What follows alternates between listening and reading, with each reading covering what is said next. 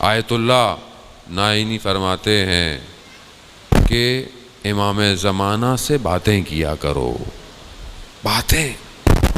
آیت اللہ فروئی کہتے ہیں کہ اگر ہر روز ہر شخص سونے سے پہلے باوضو ہو کر مصلی پہ بیٹھ جائے اور صرف چند منٹ، صرف ایک منٹ امام سے بات کرے بس.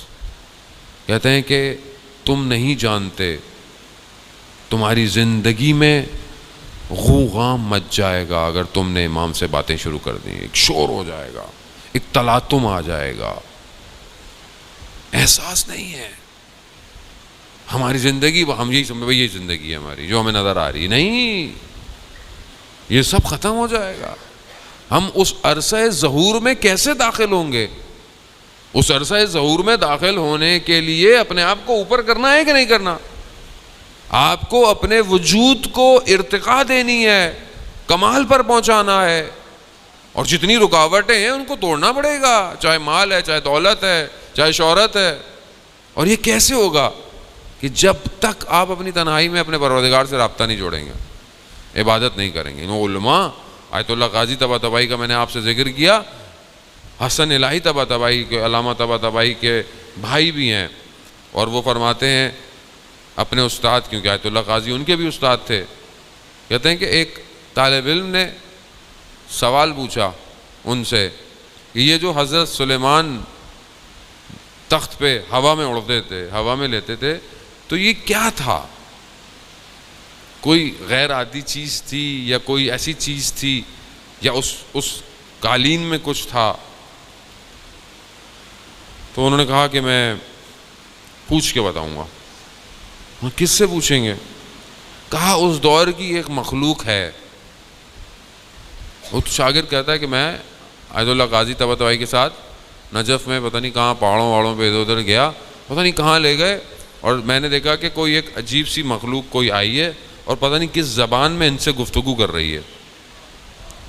گفتگو کی انہوں نے، اور یہ ہے. تو انہوں نے کہا کہ میں نے پوچھا، کہہ رہا یہ اس زمانے کی مخلوق ہے کوئی. اور کہا کہ میں نے اس سے پوچھا تو کہا کہ نہیں، پروردگار نے ہوا کو ان کے اختیار میں دیا ہوا تھا.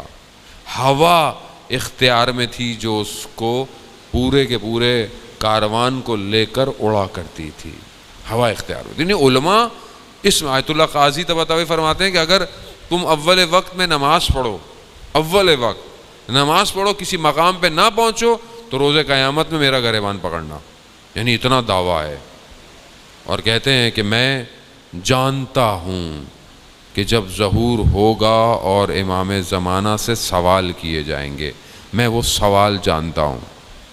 اس مقام پر علماء پہنچے، یہیں سے پہنچے، انہی حالات سے پہنچے، انہی مشکلات سے پہنچے.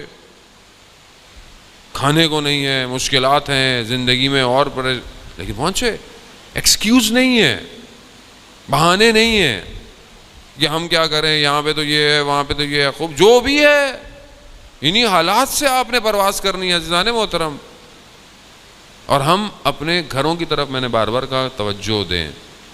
جب تک ایک گھر نور کی طرح نہیں چمکے گا کائنات میں. اور کب چمکتا ہے؟ روایت ہے کہ جس گھر میں قرآن کی تلاوت ہوتی ہے وہ گھر آسمان کی مخلوقات کے لیے بالکل شب کی تاریکی میں تاروں کی طرح چمک رہا ہوتا ہے.